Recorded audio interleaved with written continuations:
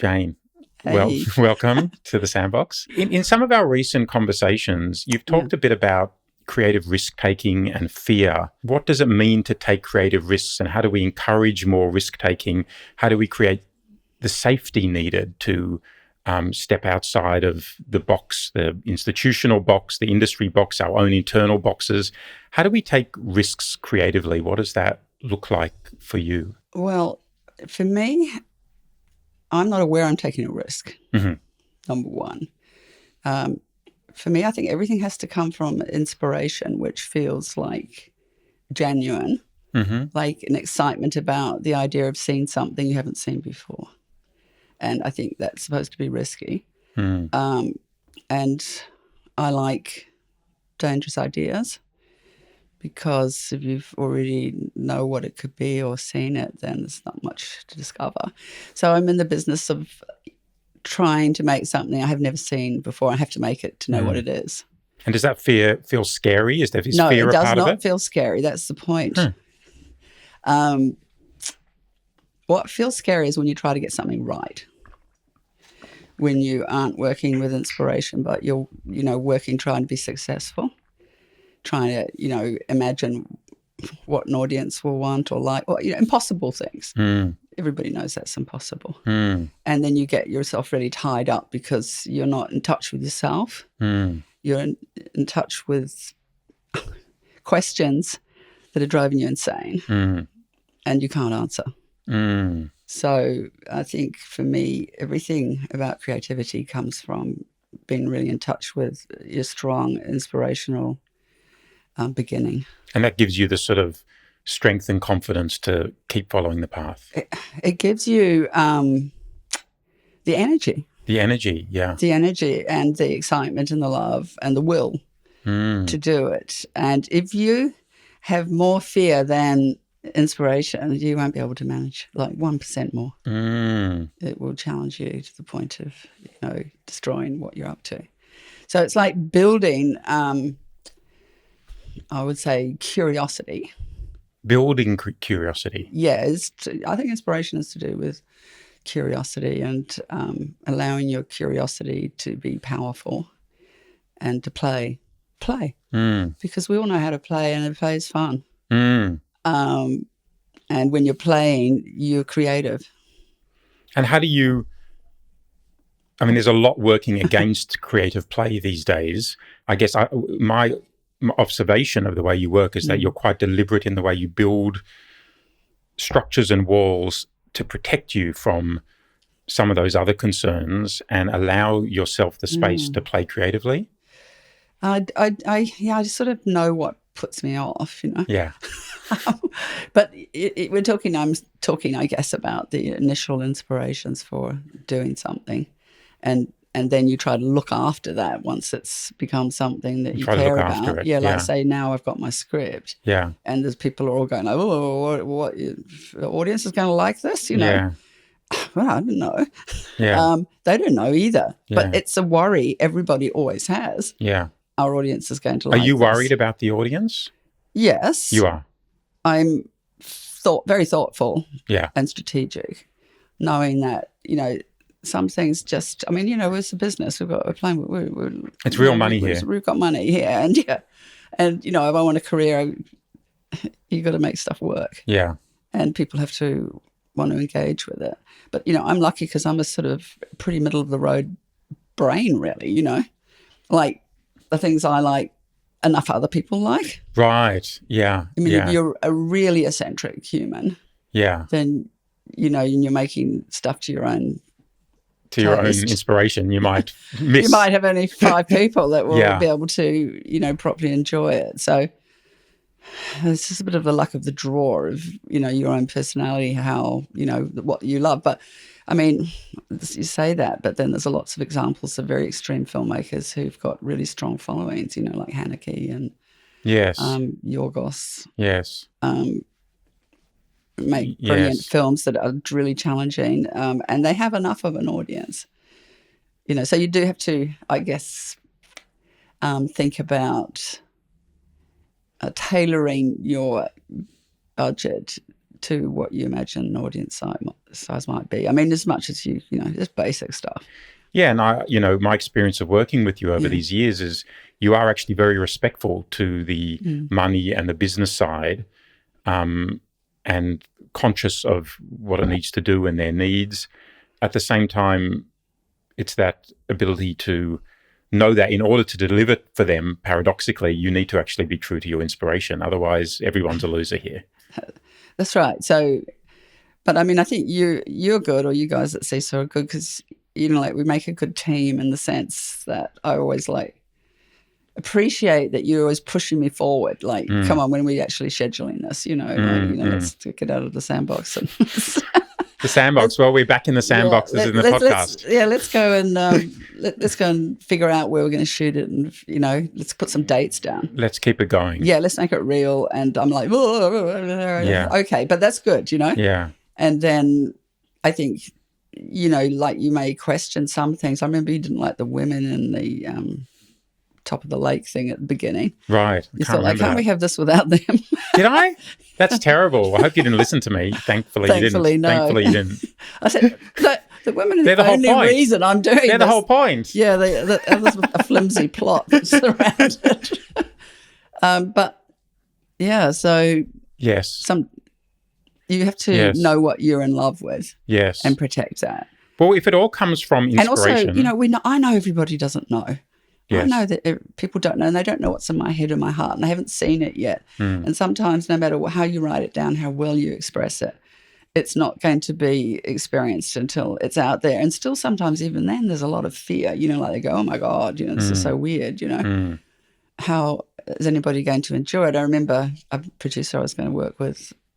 After the piano on Portrait of a Lady, he came and saw the piano before anyone else had seen it, and he went like, "Oh well, it's a really good film, but this is not going to work." And I went like, "Oh yeah, okay." Yeah. Like thinking, probably you're right, because it seemed to me to be an art film.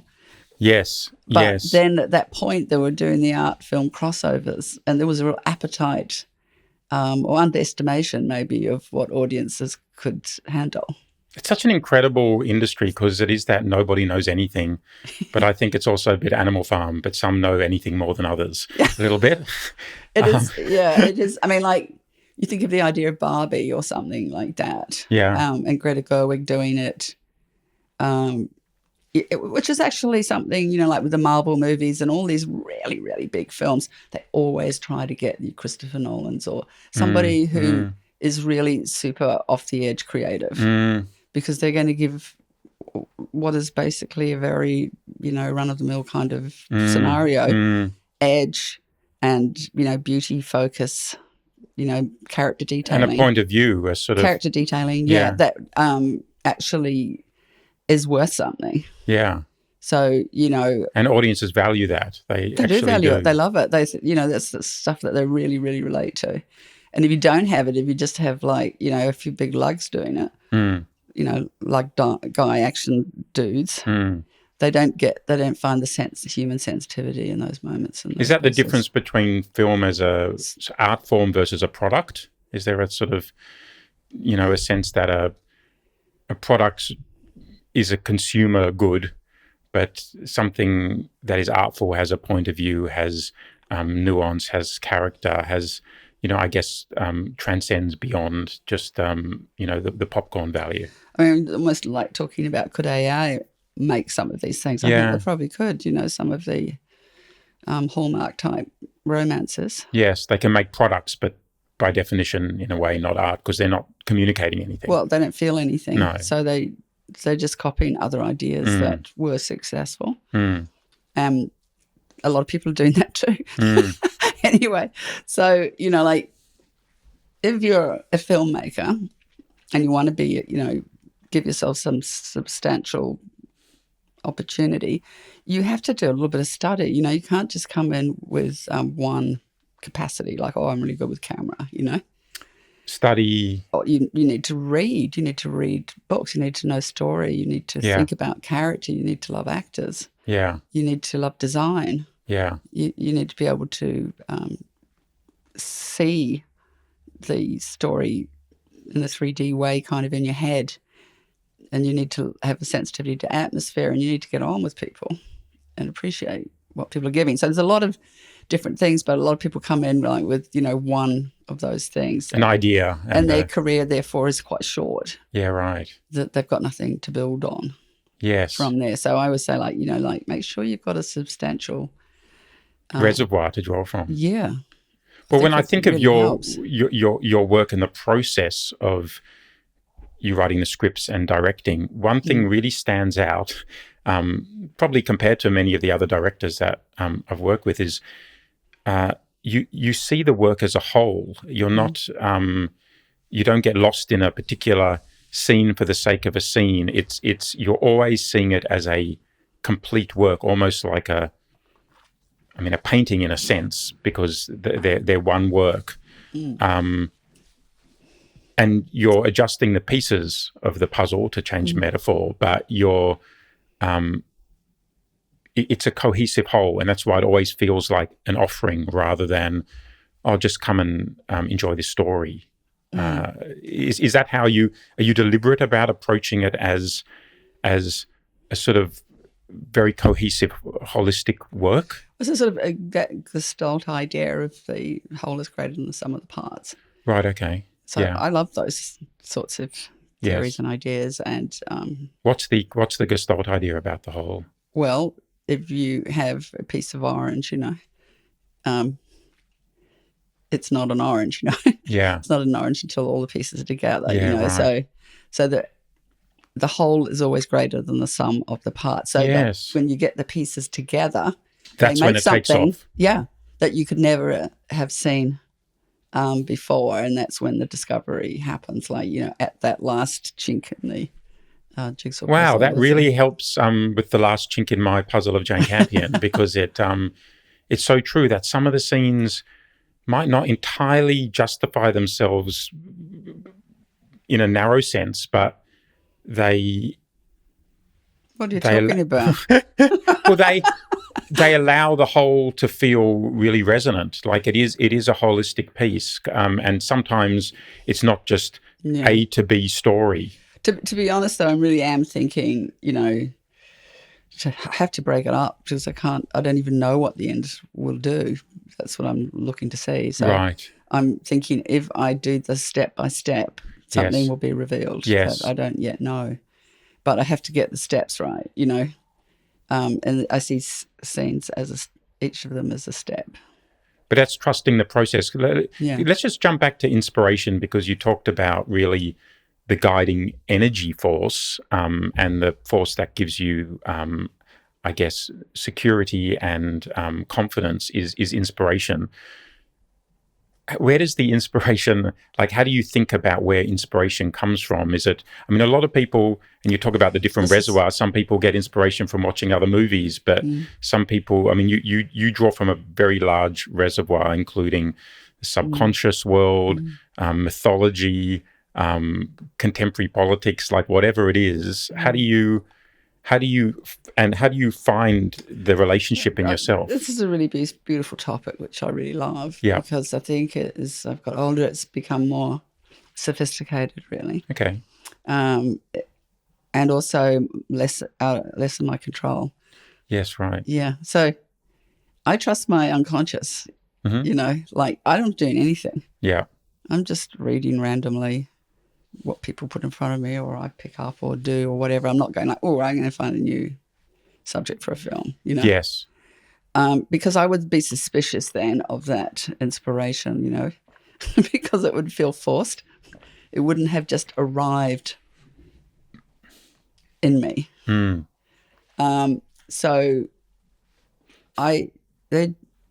everything just happens. And it's like trusting that world that you don't control.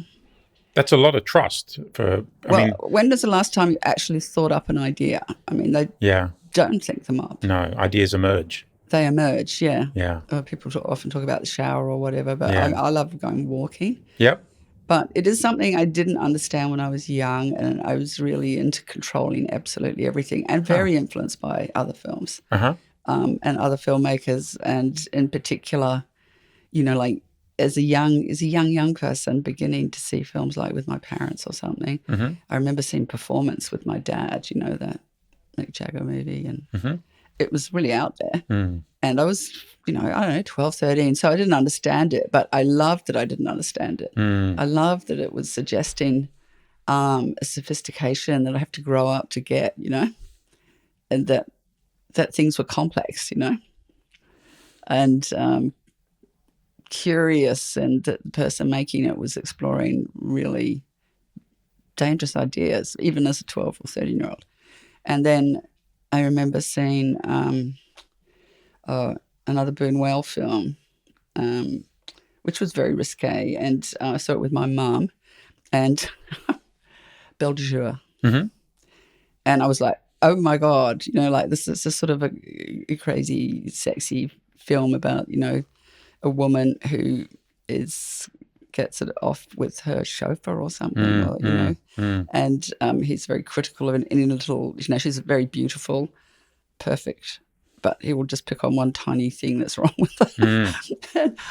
And I just loved how even at a really young age, it just talked about perversity and personality, and seemed to be showing you that we weren't straightforward, that as much as you might think so, no, we don't know who we are or how we're going to be, or, you know, it's not like you want to be that person, but you are, you know.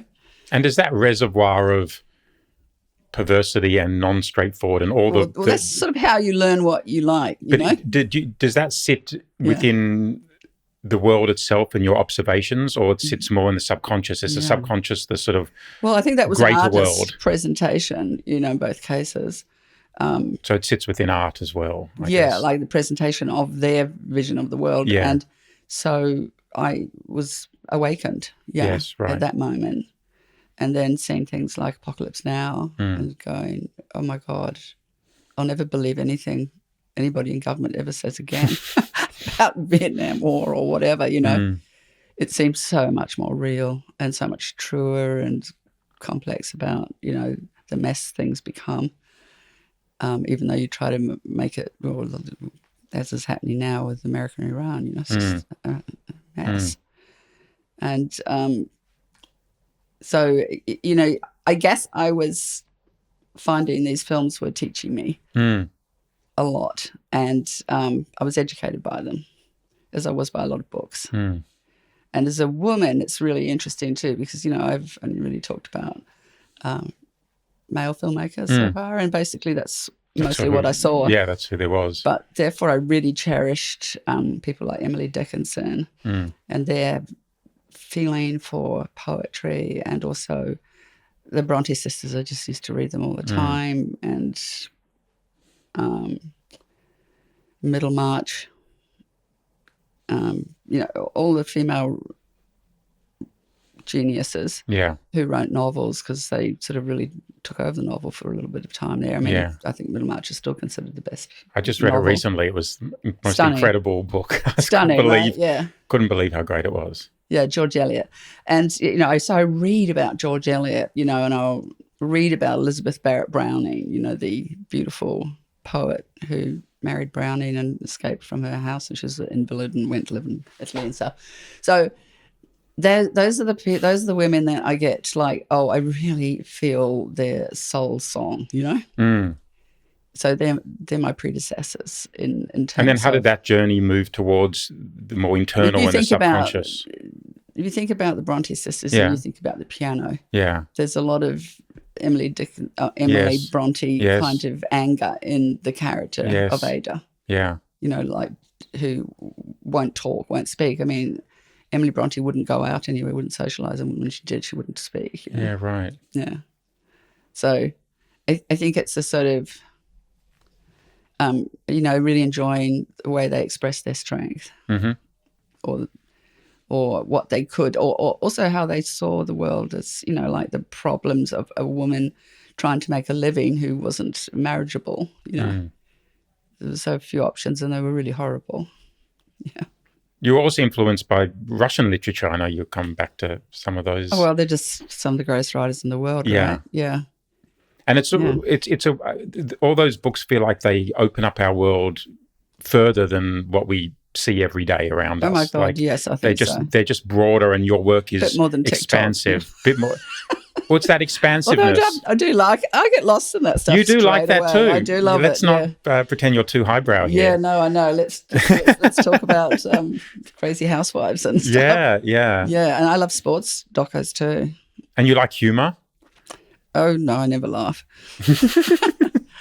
No, I think like play and humor is just like, I think that actually laughing and crying are the two great things that humans can do. That, if you're not doing one of those two things every day, then things are a bit flat. And you can do them at the same time. Yeah, that'd be good. But when you think about it, we laugh and we cry. Yeah. Isn't that amazing? Yeah. That's so touching and expressive. I don't know if there's any other creatures that cry tears, are there? Or laugh Just thinking exactly? that. Yeah. Even AI, they sometimes, they fake it. Yeah. They hallucinate emotions. That's such an interesting area. Humans hallucinate as well, of course. Yeah. As a filmmaker, I know I hallucinate all the time. What do you mean? Well, we say in the edit room, you see it a lot. You think, this is going to be so great if I put this with that and that with this, and it's going to really work out. And then you realise it was a hallucination because it's rubbish, Well, it didn't work. Vision itself is so hallucination is part, in a way. It's part of the human experience. We're all hallucinating. Trying things, But with AI, there's no one there on the other side. There's no intention. There's no there's no way of checking it because they can't. Yeah, they can't. Then maybe they'll be able to build up a body of experience and senses. I don't know. It's interesting to know. One aspect we haven't talked about is spirituality, which I know is, very central to your life. And I was just wondering how your spiritual journey has affected the way you approach creativity. Are they separate, or does the spiritual side sort of link in with what you access when you're looking for inspiration, or how you find inspiration? Well, I think the spiritual side is like part of the same deal, you know. It's like building awareness that you're not really anything. Yes. That you're just this vessel for, and the more you empty out, the more you're aware that that the character that you've built up and you protect is not real. It's a hallucination, if you like. And does that allow more to come in? Does it create space? I think it does, yeah. My guess is, yeah. Yes. Yeah. But does it for you when you are in quieter, because in the past you've talked about silence and space and protecting that as a way to bring in the subconscious, and I guess, you need emptiness for things to emerge. Yeah, you do, yeah. Well, I mean, or you need a terrible shock to your system. Or what, sorry? A terrible shock. Yeah. Yeah, like a horrific shock. Oh, that can also... That can also empty things out. Yeah, yeah. Like everything you thought was one thing is now... Yes. Not that, Yeah, right. Like, that can empty you out. A little less pleasant. That's not... It's very quick. And you can't control that. You can't control that. It's very quick, but you don't want it if you can avoid it. But, yeah, I mean, I've had that, and I've had... But, I'm not like, able to, I'm just like everyone else, I think, who's had a taste of peace or, feeling fearless, really deeply fearless for a little time. And is that a very generative space, fearlessness? Well, it's so great you don't want to do anything. It is it's so great. You just feel only love, so. Yeah. But it's not with me all the time by any means. So, I think as you get older, maybe it pops around a bit more often. Yeah. As long as you don't fill yourself with freaking nonsense. Well, it's a good segue to the film school that you set up in New Zealand, because I know you were deliberately trying to create a different sort of space, a different sort of school that can allow for and encourage fearlessness and encourage inspiration. How did you do that? What was the journey like? And do you feel like it worked or not? I did it because I felt it was time to give back. Right. That was my motivation. And this was in New Zealand, this film school in New Zealand? It was, because there wasn't any film school of a type like AFTRS here in Australia. And I guess I managed to persuade Netflix to give me some money. I think it was 2 million American, so it's quite a little bit. I mean, like most short films, like most bad first features cost more, right? Yeah. So it's not really a lot. Yeah. And for that, we got 10 students like a living and education for a year. And so they did a lot of little exercises and tests and got to know each other and did dream work and a few other things. But really, I can't teach them I just give them the space to play. And then they all came up with great ideas for shorts, and they all got their 100,000 to make one. And we were working with the industry in New Zealand. So it sort of was a really good drip-on effect that it had a way of feeling generous and invigorating for everybody who was connected to us. And we're so grateful for everyone that did come and help.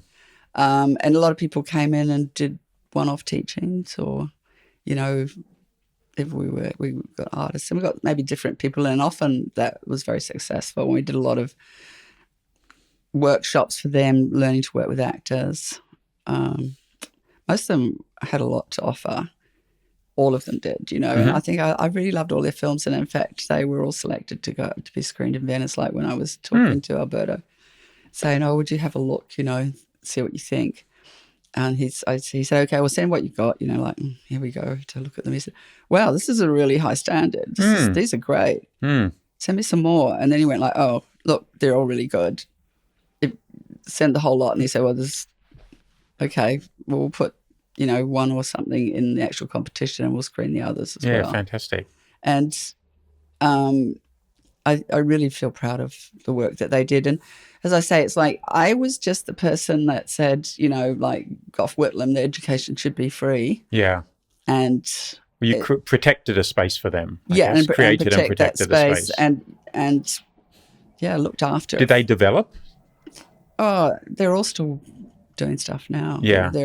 Fortunately, the New Zealand Film Commission, Annie Murray, wonderful, and she has created a scheme for them to all develop features or feature work or series ideas or whatever it is that they want to do. And they're all very invigorated, and now there's another group of 7 started. Yeah, right. So basically the most effect that I have, or, my superpower if I have any, is like on scripts at a late stage, like just to help them focus to make sure, that they've got the best piece to begin with, and then I never go onto the set. Yeah, right. I'm not there going like, "Oh, do this, do that." Yes. So I also look at their casting, and it's also just to see how they're thinking, and discuss it with them, and also their locations. And then when they've shot it, and they've worked quite a long time on the edit with an editor or by themselves, I come in and help them fix it. What are you looking for in the script in the end? What are you trying to help them realize, make sure they land their own proposition? Well, I feel like that, try and help them develop their own idea well. Yeah, right. And tell them where I think they've gone off course, or we know it just as a normal reader. It's like, "Oh, I got this, didn't seem needed," or, do you think this should be something to be explored more? Do you think a great script needs a great idea, a story? You need an idea Yes, I do. at the center. One of the interesting things that happened was in the second group. Yeah. One of the things we thought was like, let's get them, because we knew they were only going to have 3 months rather than a whole year of teaching, but they'd be there every day. We said, like, hey, everyone has to come with a script idea. And, of the 300 or something that actually applied, I think there was only 2 that we thought were any good. As the kernel of the idea being worth exploring. Yeah. Yeah. Yeah. I mean, one of them just didn't really have the background of other material. But they had a really great idea of, I think it was a mother who was a hoarder and the son that had to go and live with her, I mean, that to me seems like a good, juicy, beginning. I think a good script's a situation for a short film, a good situation that you can feel is going to, have lots of...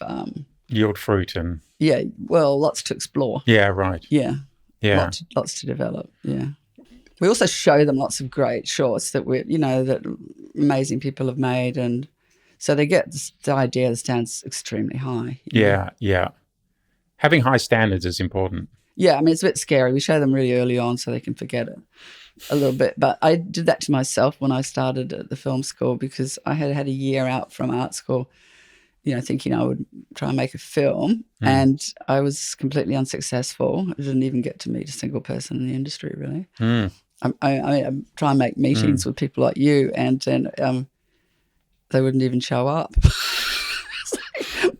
And so I knew how hard it was, and I went, oh, my God, I've got to, if I have any chance, I just have to make some things. Yes. And I have to look at what is, considered successful, and we'll try to understand it. So I just played myself everything that ever won anything. It was a bit creepy. I mean, it's not the only thing that are good. But that's what I did. And, we don't only show films that win big prizes, but just ones that we think are amazing. There's something about, the confidence, the sort of gift of confidence that I've noticed when when the people you work with, whether they're more junior or really senior people, you choose them, and then you're confident in them, and then that allows them to become the best version of themselves. Is that an important? Sounds like a good idea. Is that, do you see people grow with the confidence that's been bestowed on them? I totally think so. I mean, myself included, Yeah. If I have a health blip or something like that, or I can really lose it, start to think, oh, I'm getting really old, oh, I'm going to fall over, oh, no, oh, I've got vertigo, oh, Yeah. You just get more and more anxious. Yes, sounds like my morning. Yeah. And, I mean, right now I'm doing cardio physio, just to get a bit stronger so that I don't go into those dramas. And I'm loving it, So, I was thinking about it, and I think I've got like two basic ideas. One is inquiry, and the other is improvisation. And with those two prongs or whatever, you can explore and do so much. What's improvise? Talk a bit about improvisation. Well, like if you're writing a script, everything you do is improvising, like you improvise the solutions, you think about them, you try them out, or you inquire into what are the themes behind this. Like the idea of the hoarder and the son returning, the failed son returning home. Like that's a kind of really juicy dynamic between a parent and a son, both kind of failed, both, where are they going to go, What is he going to do? Is he going to help the mother, or is the mother going to, I don't know, like collect him. The mother's going to hoard him. Well, she might see him as something, as a threat to her hoarding world. I don't know, Yeah. So it's like you go into a little bit of neutral, and you let everything pour in. And not judge Absolutely. too early. No, don't judge anything, like everything, because, like that idea mightn't be that brilliant, but it might, something behind it might be really good, coming in behind. So it's, like play is like easygoing, right? You get something wrong, you just don't do that again, and, do something else. But at what point do you shift? Because you're incredibly discerning and exacting with your script. You're like, this is the piece of the puzzle. You've arrived somewhere. I really don't know how I do that, because so you sort of play, and then you lock in, and then I go, this is good. This is it. And I don't know why I think that's good. Yeah. Or why I don't think like it's good, but it has to be better. Yeah. Oh, I think I'm not saying like, oh, this is good enough. I'm saying no, actually, this is good. This is it. Yeah, this is it. And I think it's like something to do with the first moment when things seem to be right is a better moment than when that same thing is polished. Yeah, right. Because it's just got the quality maybe of the thing being discovered, which is so sexy. Yeah, as right. compared to, oh, here it is, and now it's presented as the perfect, So you're seeing the emergence of that moment, of the It's alive. egg and the, semen. Well, Yes. the semen, what's it called? Sperm. Just about to Yes. press in, which is, sort of a thrilling thing. Life. Yeah, that's, now I get it, Yeah. And then if someone explains it to you, it gets a bit dead. Yes. Like, the joke? Oh, well, the joke was, Let's improve it. Yeah. But people improve jokes. I mean, you do keep working on scripts and improve. That's right. Actually, that's true. They do improve jokes, but what are they looking for when they try to improve jokes? They're hearing from the audience, right, whether it's working for them. They're testing it. But I guess we're in a business of artifice, and we are creating aliveness. Yeah. And that moment when the egg and the sperm come together. It's pretty good. It is alchemy, but you do play and explore. But then there is that moment, and obviously, having worked on a number of film and TV projects with you, I've seen so many times you go off when you've had some feedback from various people or yourself, and you explore and you sit and you wait, and we're like looking at our clock going, when's Jane going to deliver this next version? And then suddenly something happens and you're like, yeah, I think I've got it. And it's like you've changed 4 things and that's it. But I guess it might go to that Gestalt point that suddenly the whole thing lifts because of it. It's not just the scene lifts. It's you the have whole to be lifts. very, very gentle and discerning, because you can just shift a whole lot of stuff you cannot put back. Yeah, right. You break it all. Yeah, I just break the whole thing. Yeah, that's not good. Not good. No. And then you lose the core. And then you lose your confidence. You lose the whole thing. You may as well start again. Yeah. You lose your confidence. Yeah. Or the thing that inspired you in the first place gets too damaged. I think you have to look very carefully before you, feel into it very carefully before you should never do anything to a script or a film that you don't feel in a screening or a reading. So, I mean, if 6 people tell you, okay, you better get with it because there's something in it, Yeah. Even if you're not feeling it yourself, then you can learn to feel that thing, whatever it is that they're having problems with. Because sometimes you're a little bit, creators are a little bit overwhelmed by their own enthusiasm. Well, it's hard to be fresh continuously. It is. So that's also, it's impossible, actually. So, when you're actually editing a film, you're probably only likely to experience it 4 times or something. Right. I'm being generous here, maybe 3. Yes. And so each of those screenings, they're so valuable when you actually do it. So you have to write all your notes because you're going to work off those notes. Yeah. And, and the next time you see it, you're just looking at the wallpaper in the back of the set, and your mind has gone, no, I know all this. I don't want to look at it. And it won't go on the journey with the film. And then you can't make changes from a screening like that. So often with your editor, you'll say, oh, did you have a good screening? And that means that you were connected to the film. And if you didn't have a good screen, it's not because the film's any worse. It's just your mind wouldn't play ball. Well, I mean, even as a producer, that rings so true that there are times you read a script and see a cut and you're like, I'm just there with the story. And it's like you're seeing everything in 4D. And other times you're like, I think there are ways to improve a few scenes, but I don't feel confident that I'm calibrated. Yeah, well, I don't think you can. You can't plan it either. No, you can't calibrate it off a screening like that.